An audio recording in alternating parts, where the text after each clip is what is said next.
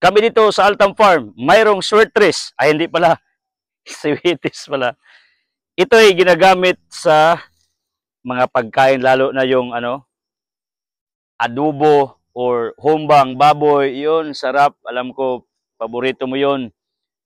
Yung bisayang manok na nilagyan ng gata. Sus, ang sarap pag mayroong ganito. So, ate itong i-harvest kasi sayang naman ito eh. Atin itong i-convert into liquid. I-liquid natin. Tingnan nyo to ha. This is sweeties. Wow. Tinalim natin dito. Okay. Ganito na lang mag-harvest. Huwag mong pahirapang sarili mo. Huwag kang takbo. Ito ka. Pabilis tumakbo tulad ng mga mahal sa buhay iba. Tumakbo. Ganyan. Yung mga taong nangungutang sa'yo. Tumakbo tulad ito. Ang bilis tumakbo. Mabuti na lang. Nahabol ko. Pero, pag mayroong mga tao talagang iniwan ka, ayaw na sa'yo, huwag mong pilitin, nasasaktan ka lang lalo. Pasagde, hayaan mong tumakbo. One day, babalik din yun. Bakit? Makumpara nila na mas magaling at mabait at mabuti ka kumpara sa iba. Maniwala ka. Ganyan talagang buhay. Yung mga nangutang sa'yo na tumakbo, tulad ng sweeties, tumakbo. Nigulong ba? Niligid. Magbayad din ron balang araw. Kasi, ganito ka talaga, what you did to others, it will happen to you sooner. Bakit sila maalala ka at babayaran ka kasi tinakbuhan rin sila doong mga taong nangutang sa kanila. Sa Bisaya pa gitawag nagboss-boss. Gusto ko lang ipaalam ulit sa lahat ng mga nakinig sa akin. Yung mga Tagalog, natuwa kasi I have a lot of followers na Tagalog. Pero yung mga Bisaya dyan, binubuli nila ako kasi pangit daw pakinggan yung Tagalog ko. Ang importante ay tried. Yun ang importante. Yung iba nga sabi, bakit daw kunti lang bunga ng niyog ko? Sinabi ko nga, galing tong bagyo, 2021 audit, super typhoon. Under recovery yung resort natin, yung niyog natin. Sabi ko, mas mabuti na yung mayroong kunti kaysa wala. Kasi yung tao hindi na-appreciate yung mga kunting bagay kasi gusto na yung mga malaki.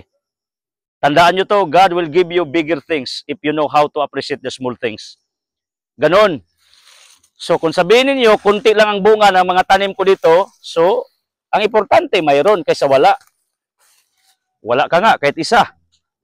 Yan ang totoo naman eh. Then, sabihin nyo naman, mali itong pag-harvest ko, estilo na ni, or this is my style. Depende man na, kasi itong sweeties ay napaka-friendly, hindi ito basta-bastang mamatay. May pira pala ito. Alam nyo, marami akong ganito, pero hindi ko muna ito gipasanay. So ngayon, nga nagkukuntis ako, nakatulong talaga kasi nakikita ko ang worth nito.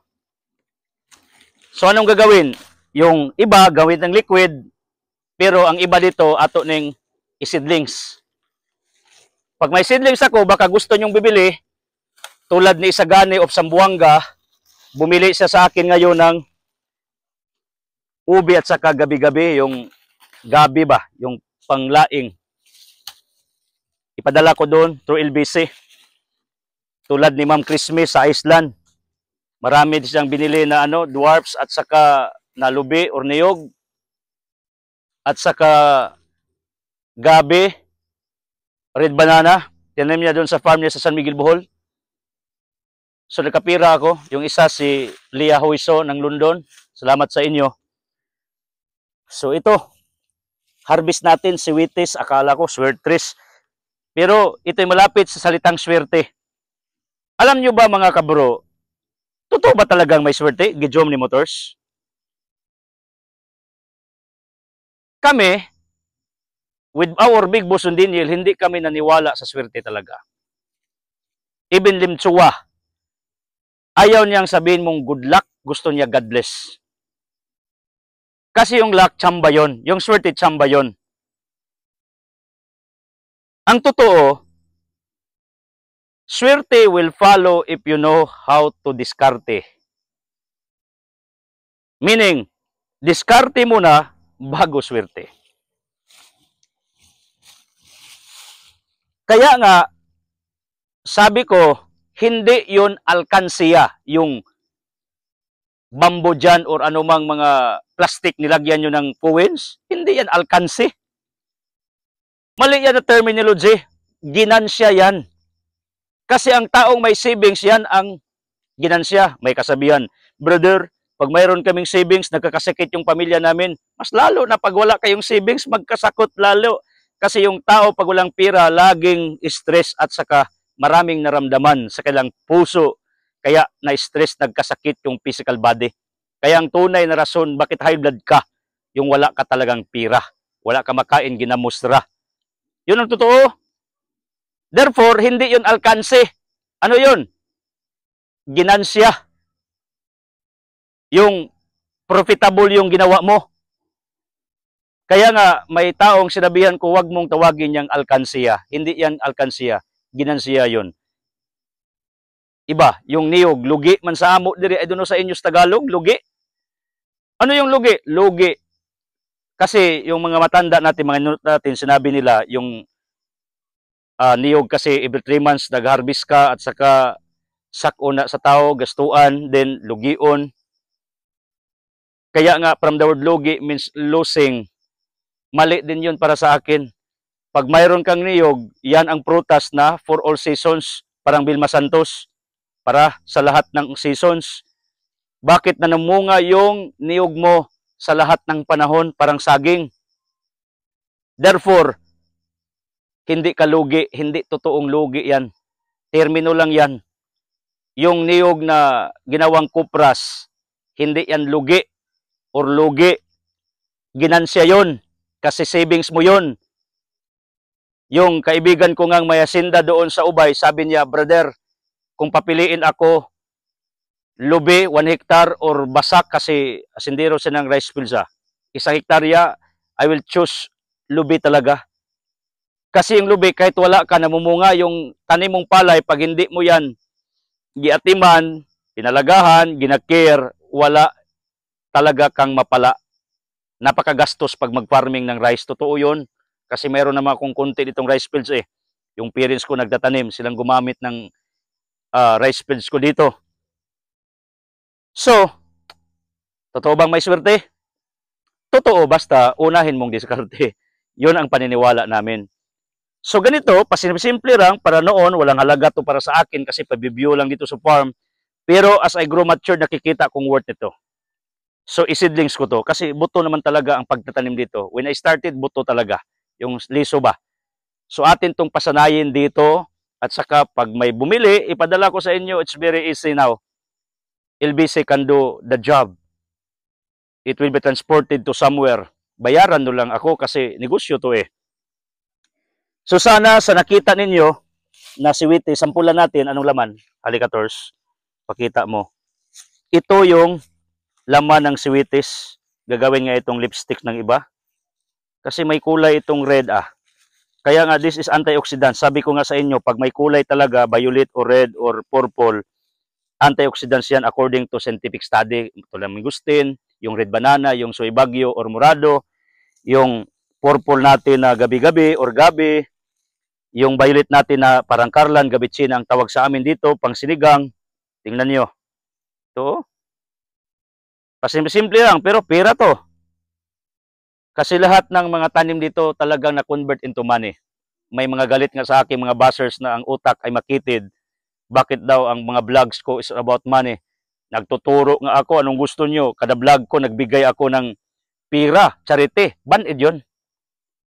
Ang gusto ko, yung solusyon. Ang solusyon para umangat ka, magtanim ka ng siwitis, mag-farming ka, o ano pang pwede.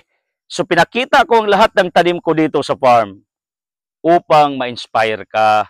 Hindi ito kayabangan, kundi to teach you something. Kung sino nagtuturo para sa inyo, mali.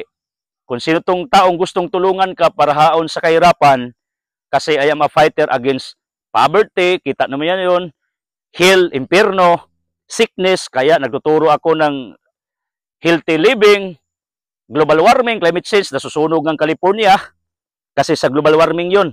Ang init doon, wala ng kahoy. natira doon mga grasses na lang. Ganon. Global warming according to scientific study, yung iba pasangin lang ng Ginoo. Mali manggod na. Minsan Ginoo nagpainumdum sa mga tao, totoo naman 'yon, pero minsan ang Panginoon ay nasasaktan bakit sa pasanginlan sa error ng tao.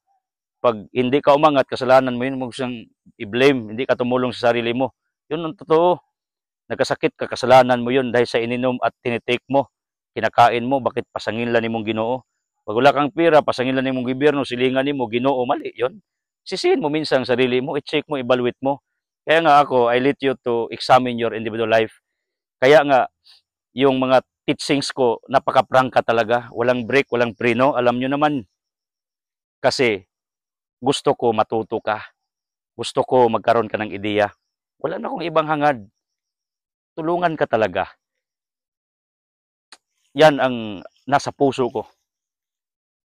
Kaya nga, ang principle ko, instead giving you fish, I want to teach you how to catch fish.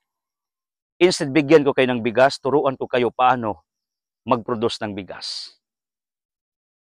Instead, bigyan ko kayo ng pagkain, turuan ko kayo paano gumawa ng pagkain.